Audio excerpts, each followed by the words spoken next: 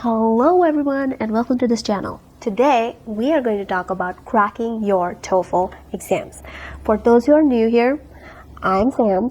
I'm a dentist here in Washington, USA, and I make videos for helping internationally trained dentists clear their exams and get admissions into US dental schools so that they can practice here. So if you are interested in doing the same, then please hit the subscribe button and smash the bell icon so that you will be notified about whenever I put a new video. Okay.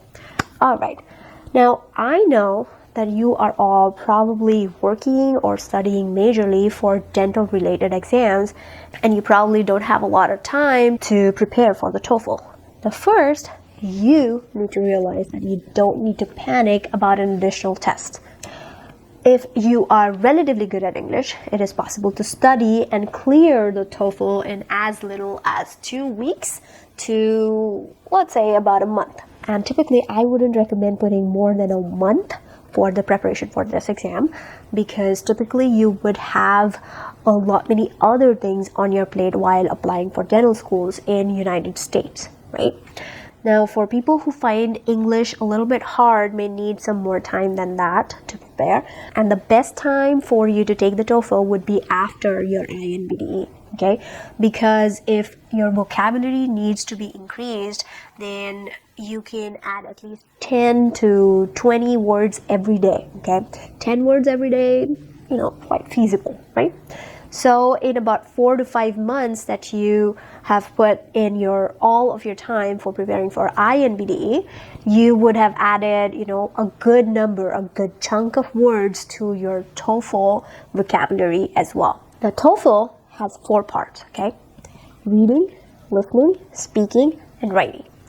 And I will definitely put the link in the description box for where you can book the exam and how to go about it and everything, okay?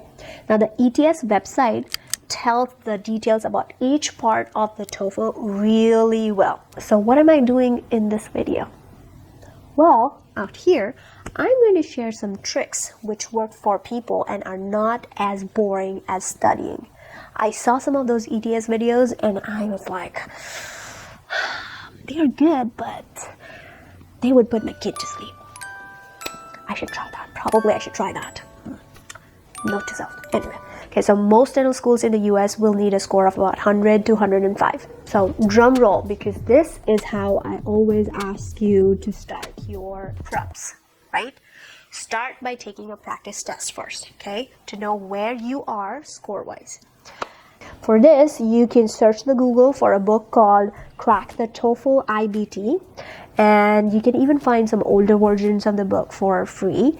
You can use those, but some of the topics in TOEFL have changed recently, so a recent one would be better. And if you need the recent books, then I will put the Amazon link for those books, and even flashcards for people who love flashcards. For increasing your vocabulary, I will put all of those in the description below, okay? Now, once you take the practice test, you will know what your weak areas are. For a lot of people, it is the speaking part, because in our countries, we don't speak like the Americans do, right? So, you know what? Let me tell you this one trick which helped a lot of people. Listen carefully. Of course, if you need to increase your vocabulary, then you would need to learn some new words. But you don't need to relearn the entire English language again. Okay? Rather, you need to understand how the TOEFL test is taken so that you can work your way around smartly. Okay? So before we start studying, don't forget another part. Usually when you're taking the test, in the same room, there'll be a lot of people. And some people would be signing in because their test starts at a different time, or some people would be leaving, or someone wants to go to the restroom, something or the other. If you are the kind of person who likes to study in complete silence, then you need to learn to focus in between distractions, okay? This is so important, because a lot of people lose focus and then they can't do the test properly, okay? And for this purpose, I'm going to give you my next trick, okay? Try studying for the reading part in a noisy environment, okay? you need a lot of focus for this. So maybe sit in a cafe or listen to loud music or switch on the TV with something distracting playing while you are doing your practice tests, okay? So now what is on the reading test?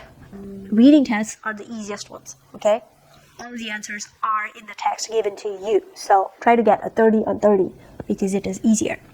So for this one, you will need to know what topics does the TOEFL reading part mostly have, and write these topics down, okay?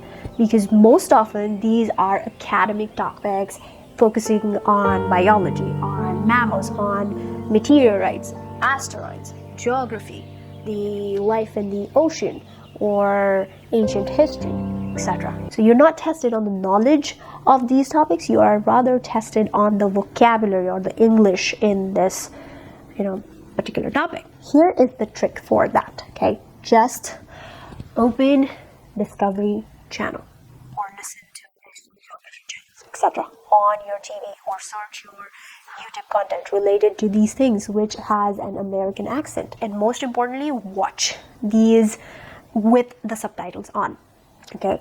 And read the subtitles out loud along with the commentator. And if you don't understand anything, then stop the video and look for the meaning of that particular word online, okay?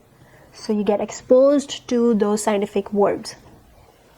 Now I know, I'm asking you to study by watching TV or watching videos online for your test. This might sound funny, but it actually works, okay? I think kids would love this excuse to watch TV. Okay, so the next thing that you need to remember for the reading part is that test questions are given in the order of the paragraphs in the text, okay? So the first question, the answer will be in the first paragraph. The second question, the answer might be in the second half of the paragraph or in the next paragraph. So the first question will never have the answer in the last paragraph. Okay, so the trick for this one is basically do not waste time going all over the earlier part again and again once you answer one question. Okay, get a gist of the paragraph, maybe read the first line and then check the question, because you don't have to memorize any details in the reading part. Just read the question, see what matches the answer, and fill it in. You need only one sentence to answer each question. Usually if you go to the details of the paragraph, it can be so tricky that, you'd be like, oh my goodness, what is the answer now? Just find the sentence that answers your question and move on to the next question, okay? Then there is another trick. Sometimes it's hard to know the right answer right away, especially in those kind of questions where they'll say, except some, or without this, or something like that. So take your rough pad. On that, just make a template with A, B, C, D, A, B, C, D, A, B, C, D multiple times. Okay. For example, if you read a question and you were like, okay, the first option, this doesn't sound like it, I'm going to cross off number A. And then read the second question, this doesn't sound like it, cross off B. And then you read the C and D and you're like, C kind of sounds like it, D doesn't sound like it. Then most probably it might be C. Okay, that's how you should answer by exclusion. And this trick really works well so that you don't waste time after reading your answers and be like, okay, this, because some of the times the answers can be really long. The multiple choice questions can be really long, like multiple lines.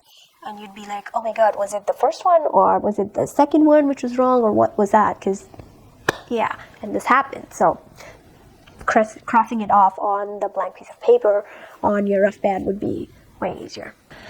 Then the next important trick is timing your test. In fact, TOEFL would have a time clock on the screen for you, but it's important for you to realize how long it takes for you to complete a particular passage, okay?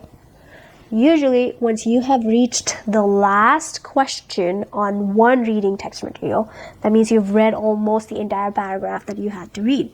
And at this time, if you feel like you might have missed a particular question or you want to change the answers to something in the earlier questions, then this is the time.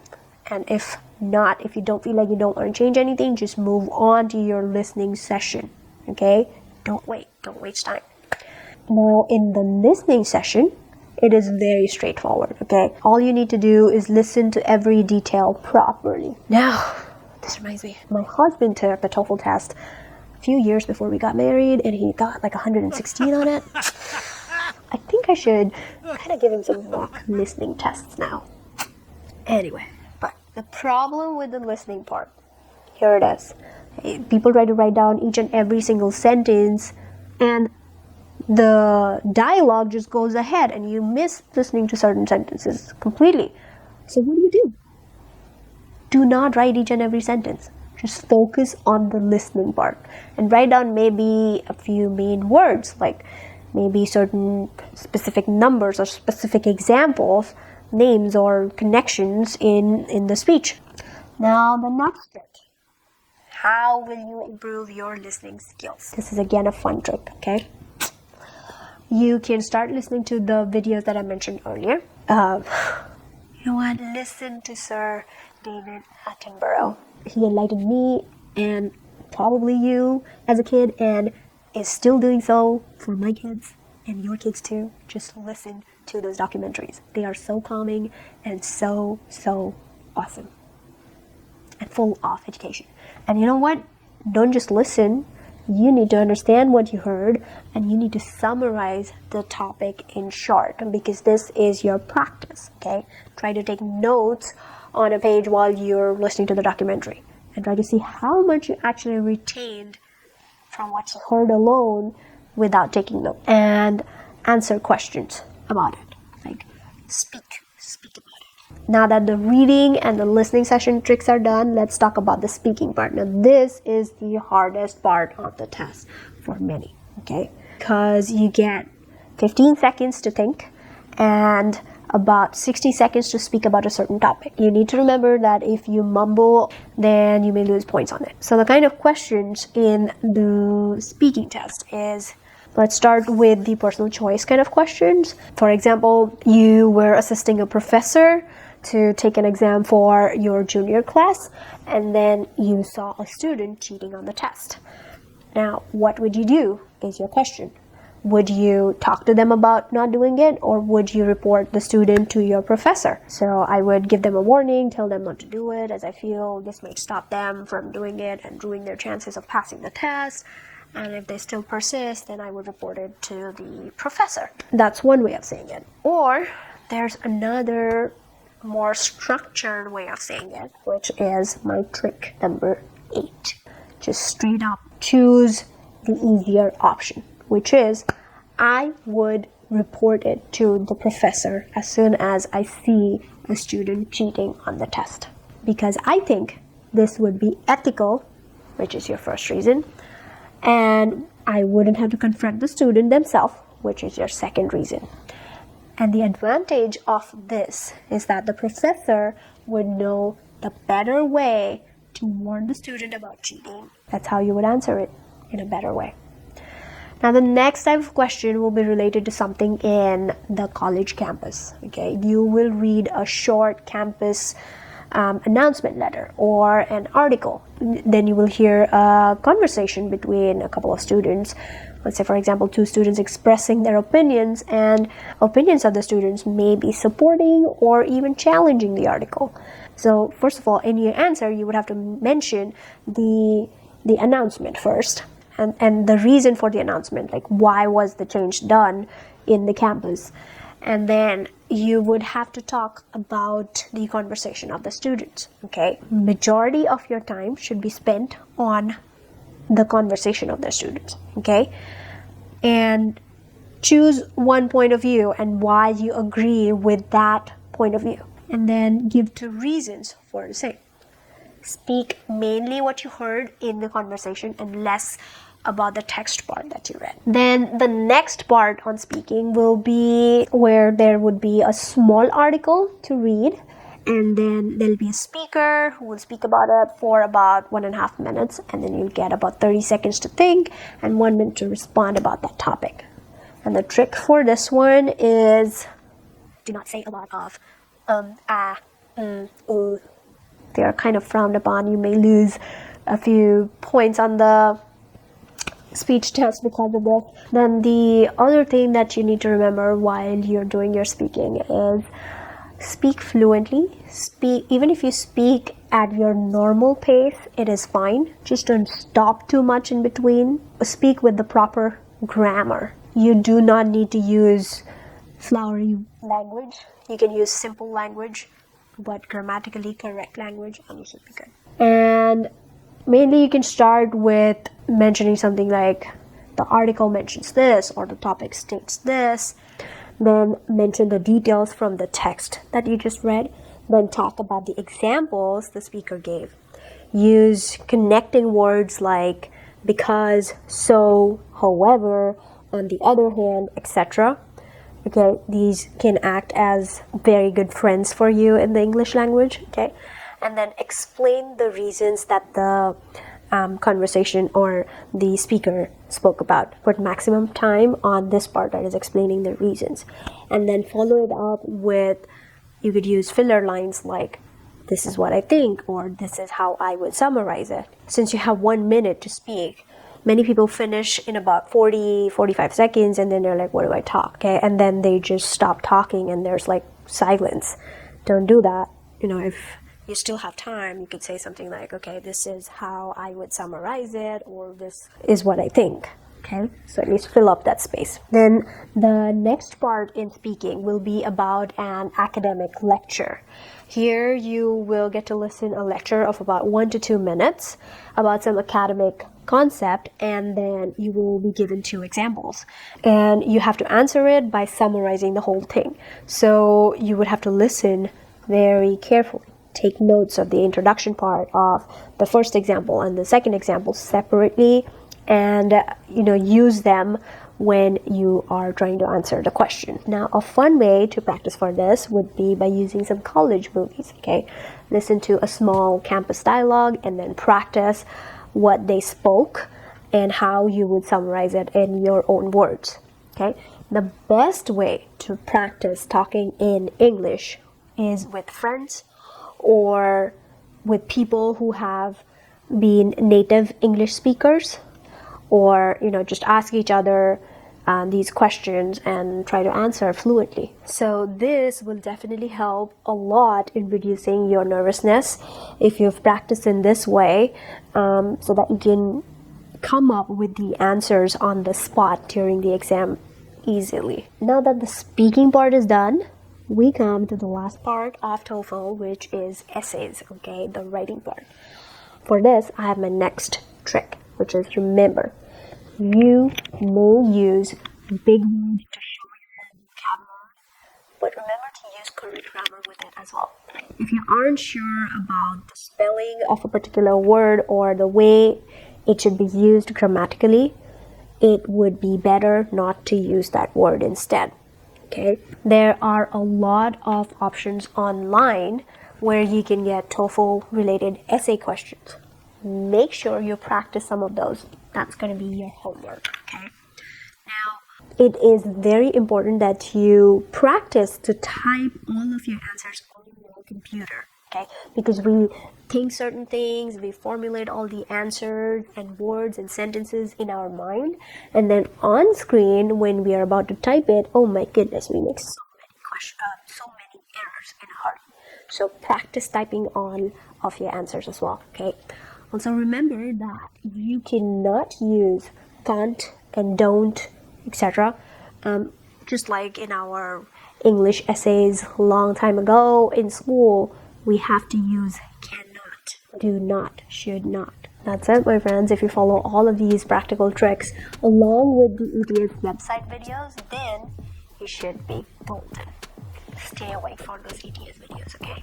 And I'm working on the next video, which is about how to get a US tourist visa in order to appear for your INBD exam, and I will be uploading that next. I hope you found some valuable information in this video, and if you liked it, then please share it with your friends who might be in a similar situation and help them out in their US journey as well. Okay, and if you have any questions, please write it in the comment section or contact me directly. All of the details and the links are in the description below. All right, adios for now.